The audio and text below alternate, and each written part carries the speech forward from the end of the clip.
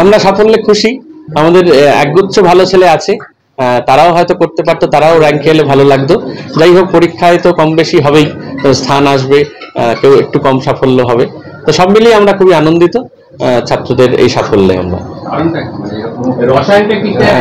যে কথাটা আমি প্রায় প্রত্যেকবারই বলে থাকি যে রসায়ন নরেন্দ্রপুর অন্যান্য স্কুলের থেকে আলাদা, যেখানে যেটি একটি সম্পূর্ণ আবাসিক বিদ্যালয়, ছাত্ররা এখানে থেকে পড়াশুনো করে, ফলে ছাত্রদের সুবিধা অসুবিধায় অন্য ছাত্ররা খুব সহজেই কাছে আসতে পারে। মাস্টারমশাইদের কাছেও যখন দরকার পড়ে তখন তাদের কাছ থেকেও সহায়তা পায়।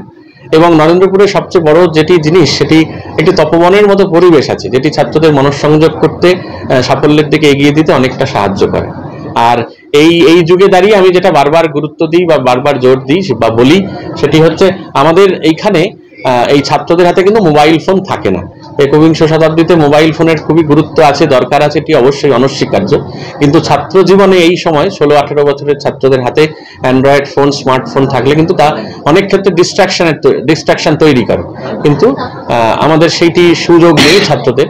ফলে ছাত্রদের নিরবিচ্ছিন্ন পড়াশুনো করার, একসাথে বেড়ে ওঠার এবং পড়াশোনাটাকে একসঙ্গে সবাই মিলে সবাই অপরকে সাহায্য করে এগিয়ে যাওয়ার সুযোগ থাকে। সে কারণেই নিশ্চয়ই আমাদের সবার সাফল্য, মানে আমার রান্নাঘরের কর্মী থেকে আরম্ভ করে আমাদের মাস্টারমশাই যারা হস্টেল দেখেন, ভবন শিক্ষক, অন্যান্য সন্ন্যাসী মহারাজ যারা আছেন, সবার একসঙ্গে, সবার যৌথ প্রয়াসেই এই সাফল্য আমাদের প্রত্যেকবার আসে।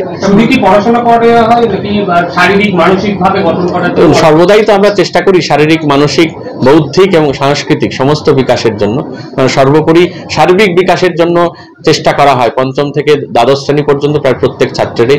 এবং আমাদের মজার জিনিস যেটি, ছাত্ররা কিন্তু পরীক্ষা দিয়ে এসেও, মাধ্যমিকের মতো গুরুত্বপূর্ণ পরীক্ষা দিয়ে এসেও খেলার মাঠে যায়।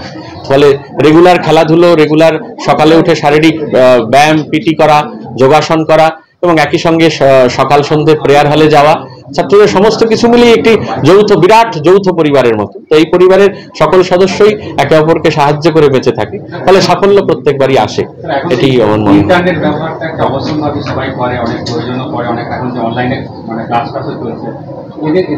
আমরা চেষ্টা করি ছাত্রদের মোবাইল ফোন ছাড়াও আমরা কম্পিউটার প্রোভাইড করার জন্য, কম্পিউটারে নেট কানেকশন যেখানে আছে সেটি প্রোভাইড করার জন্য। দশম শ্রেণী পর্যন্ত এখনো সে অবস্থা তৈরি হয়নি, সেক্ষেত্রে খুব প্রয়োজন হয় না। 11-12 ক্ষেত্রে, একাদশ দ্বাদশের জন্য সেটি দরকার হয়। আমরা চেষ্টা করি আমাদের সাধ্যমতো, ছাত্রদের প্রয়োজন মতো, আমাদের প্রত্যেকের পারমিশন নিয়ে তাতে ছাত্ররা সেটি ব্যবহার করতে পারে।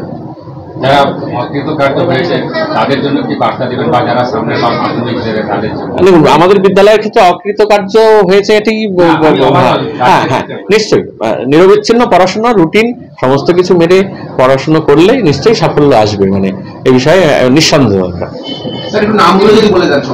আমাদের থার্ড পজিশনে রয়েছে নৈরিত রঞ্জন পাল, প্রাপ্ত নম্বর 691। 6th পজিশনে রয়েছে অলিভ গায়েন, প্রাপ্ত নম্বর 688। 7th পজিশনে আছে আলেখ্য মাইতি, প্রাপ্ত নম্বর 687। নবম স্থানে দুজন ছাত্র রয়েছে বিদ্যালয়ের, ঋতব্রত নাথ এবং ঋত্বিক দত্ত, 685 ওদের প্রাপ্ত নম্বর। এবং দশম স্থানে আছে আমাদের বিদ্যালয়ের শুভ্রকান্তি জানা, 684। মোট 6 জন 1 থেকে 10-এর মধ্যে রয়েছে মেধা তালিকায়। মানে বলার কিছু নেই, ভাষা নেই। ভালো হবে একটা আশা করেছিলাম, কিন্তু এত ভালো সত্যি আশা করিনি। এই নাম্বারকে এক্সপেক্ট করেছিলে? না, এতটা এক্সপেক্ট করিনি। থেকে মানে এক্সপেকটেশনটা একটা থাকে, তবে মোটামুটি এরকম ভেবেছিলাম আসবে। নৈরিত, এই তোমার নাম? নৈরিত। নৈরিত, কতটা খেটেছো, কতটা সময় দিয়েছিলে পড়ার পেছনে? সময় যেমন এখানে মানে আমাদের মিশনের যেরকম ডেইলি রুটিন থাকে, সকালে সেলফ স্টাডির উপর আমাদের এখানে জোরটা দেওয়া হয়। সকালে 2 ঘন্টা সেলফ স্টাডি, আর রাতের দিকে একটা সময়টা বেশি পাওয়া যায়, ধরুন ওই 3.5 ঘন্টা মতো, মানে মোটামুটি 5.5 ঘন্টা এরকম, 5-5.5 ঘন্টা। পড়াশোনা কতটা কঠিন ছিল এমনি পারিবারিক দিক থেকেও? পারিবারিক দিক থেকে তো সবসময় একটা সাপোর্ট থাকে।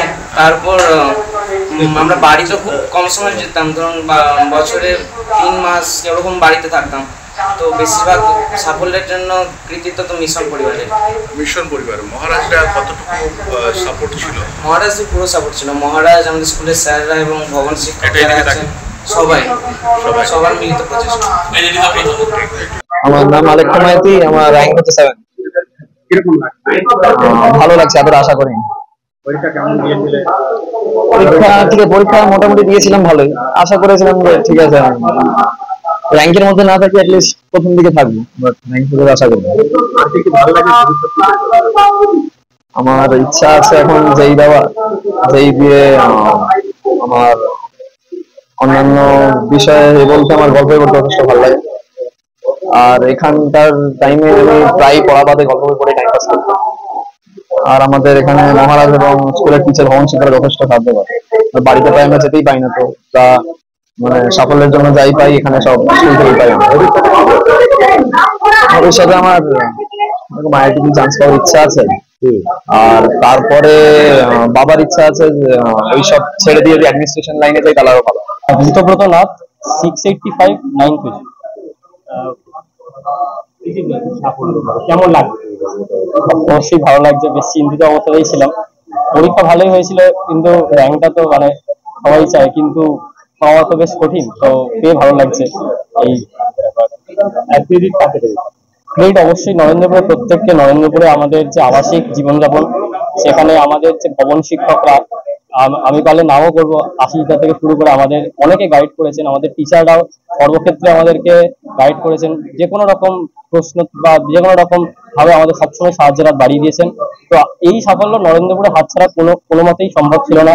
নরেন্দ্রপুরের প্রত্যেকে যারা জড়িত, শিক্ষক অশিক্ষক যারাই হোক, প্রত্যেককেই আমি আমার সশ্রদ্ধ প্রণাম জানাই। খুবই ভালো লাগছে, আশা করিনি এত ভালো হবে, মানে আশার বাইরে। তবে আর প্রথমত ইংলিশ মিডিয়াম তো একটু মানে চেকিং এর একটু আমাদের বরাবরই একটু অসুবিধা আছে, তাও ভালোই লাগছে, মানে বেশ ভালো লাগছে, অনেকটাই ভালো লাগছে। পড়াশোনাটা মানে খুব মনোযোগ সহকারে পড়তাম, এটা সত্যি কথা। খুব বেশি পড়তাম না, কিন্তু যতটা পড়তাম ভালো করে পড়তাম। মানে আমার মতে যারা পরে মাধ্যমিক দেবে বা যে কোনো জায়গায় পরীক্ষা দেবে, বেশি পড়ার থেকে মনোযোগ দিয়ে পড়াটা বেশি জরুরি, স্মার্ট স্টাডি করা উচিত, এটাই আমার মত। সাফল্যের ক্রেডিট বাবা মাদের সবসময় মাথার উপর হাত আছেই।